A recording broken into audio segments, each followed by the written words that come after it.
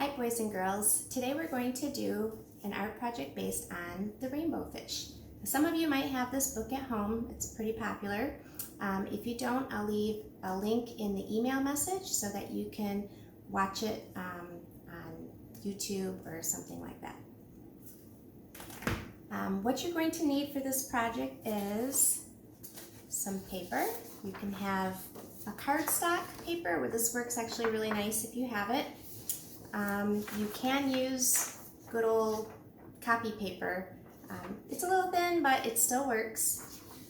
You definitely don't want to use watercolor paper or paper that has some sort of a smooth shine to it.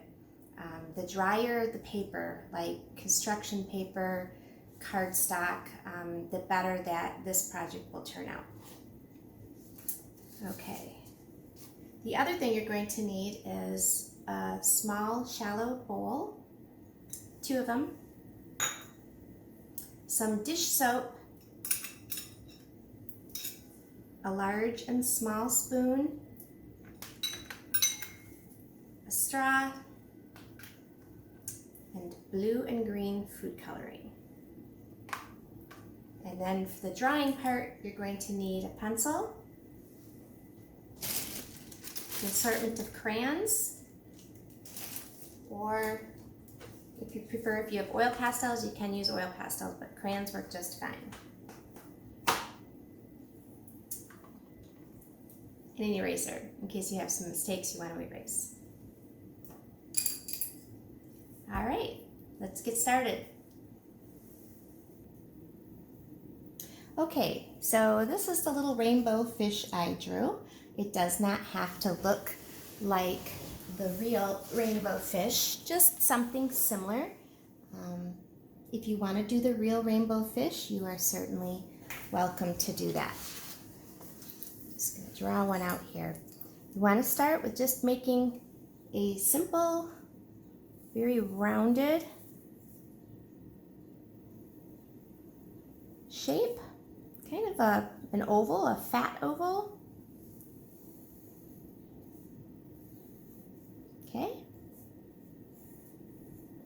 Then you're going to put on the top fin and then a back fin. And if you notice, they're just kind of like a triangle. This one's a little more of a little hill type shape. This one, I dented it in a little bit. If you want to make it straight, that's fine. Okay, then the rainbow fish has this part of the face before the scales show up. So I'm just gonna make a curved area. Okay, now I'm going to do the lips. I'm gonna be making kind of a girly one, so I'm gonna make my lips a little bit different than that. I'm gonna make kind of a heart shape. And then connect it in the middle. And then of course we need an eye, and we need a fin. Again, it's kind of like doing a triangle shape. We have one in front and one behind, and then there's this little tiny one right here. Now in your email, I'll also put a picture of the drawn rainbow fish in case you want to draw it just like that, or maybe look at it for some ideas. Okay, now I'm going to do the scales. The scales, you want to make sure they're pretty big, because that's what the rainbow fish is all about. You don't want them too tiny, they're pretty large. All right, so I started by just making some hill type shapes. Then the next one, I'm going to make another hill shape, but I'm going to kind of like a leapfrog here. I'm going to jump from the top of this hill to the top of that hill, to this one, to the top of that hill, and there we go. And I'm going to keep doing that, making a circle to the top of this hill, jump to the top of that, and then this way the scales become staggered. It has kind of more of a scaly look. Top of the hill, top of the hill, and keep going.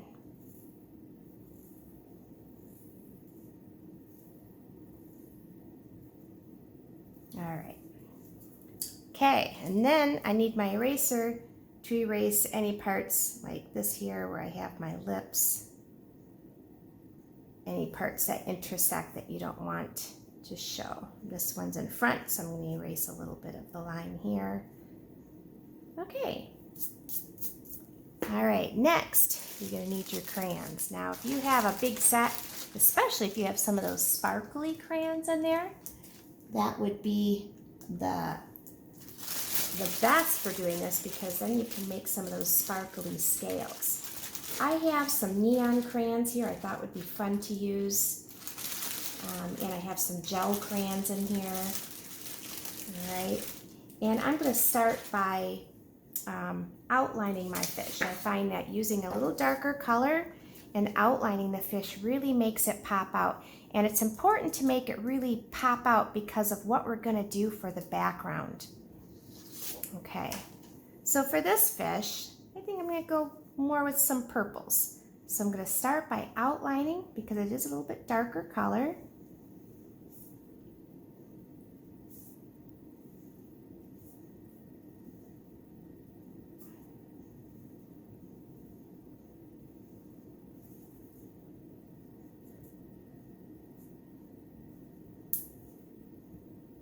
All right, I outlined all the main areas. Okay, now all I have to do is go through and pick out fun colors and start coloring in my scales. Now, if you want, you can leave some of them blank if you have something like glitter or glitter paint like this on this little fish here.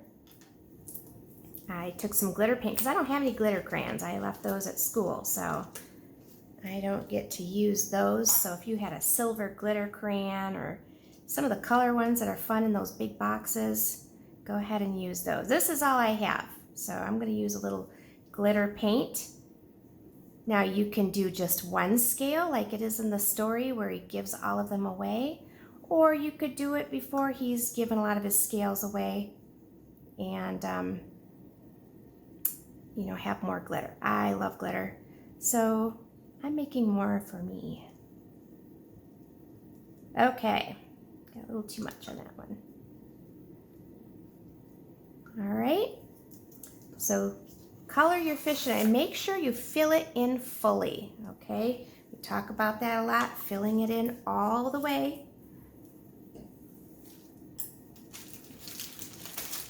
So let's see here, I'm gonna use, go with this blue color here. All right, so outline it first before you color it in, and then color it in fully. Because of the bubbles we are going to make in the background, if it's not colored in fully, it can stain your fish. So fill it in all the way with no white showing. All right. Now comes the fun part. I have on my smock today. Make sure you protect your area because we are working with food coloring. Okay, and protect your clothes because you are going to be working with a bubble effect. I'm going to try to get all of this into the video the best I can. All right, I'm going to see if I can aim it up so you can see a little bit better. Okay, I know this is, my picture's a little upside down here, so I'll turn it this way. And this here so you can see it. Okay, so what I did was I put some water in my bowl.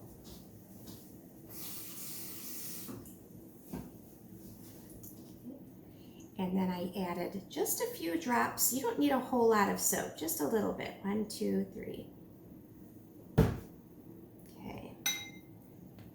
Stir that up. Okay. Now I'm going to add quite a bit of food coloring. You need quite a bit. I would suggest testing out your paper before you do it on your artwork that you just made. So test it out on another piece that you haven't drawn on just to see if it's dark enough. Okay. Now I'm going to make a blue-green color, so I have quite a few drops of blue in there. I'm going to add a little bit of green so it's kind of a sea green color. This one I only use just blue. So just a blue and then a sea green. So blue and green put together makes that sea green kind of a color.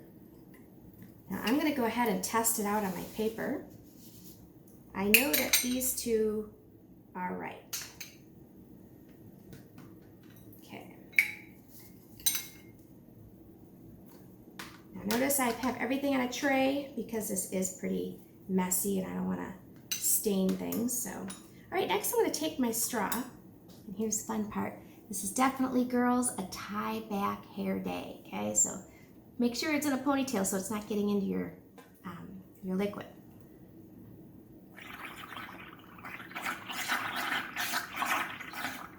Aim that straw downward and then blow a lot until the bubbles come up to the surface.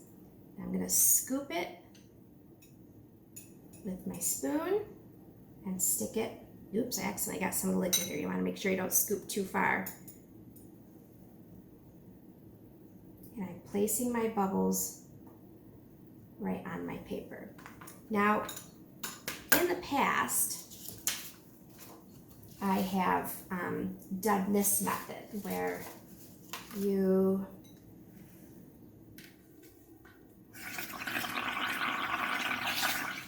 blow and print. Now you certainly can do this method where you take it and push down with the paper on top of the bubbles. Okay. However, I found that when you scoop the bubbles up and place them on the paper, the dye that's stuck to the bubbles sits on the paper longer and it makes a lot more dynamic, interesting bubbles. Whereas this, it just doesn't show up that much. So I've started doing that method because it works a little bit better. Okay, I'm gonna move this one because I know those are made correctly. I think that other one needed just a little bit more dye in it. Okay, so I'm gonna begin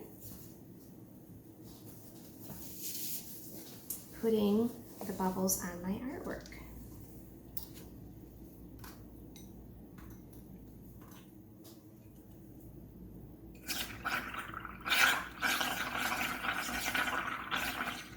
Notice how tall I blow it so that I have a lot to scoop up.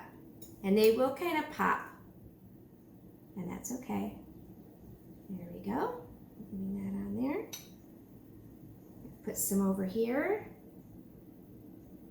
Even the little ones turn out really nicely, so some of those more sudsy ones.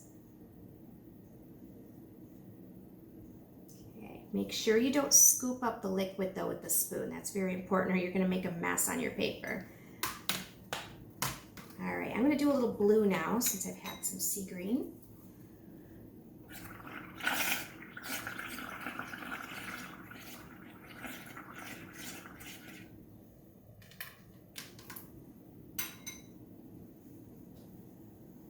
That one worked out really nicely. And I'm putting it right by, it doesn't matter if you touch your fish because we have crayon all over it and the wax will resist the bubbles and the color.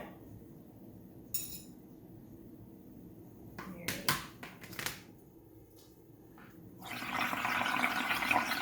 Back to the green.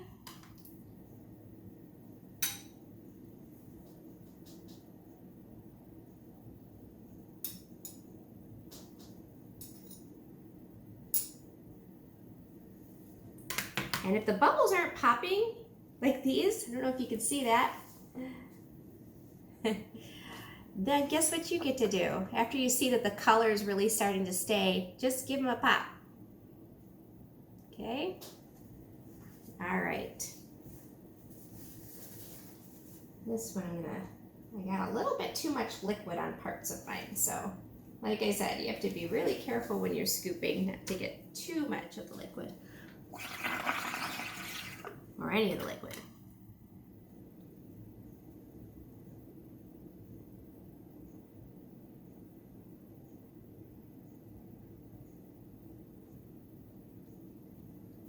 You just want to keep doing that until you have filled up your entire page.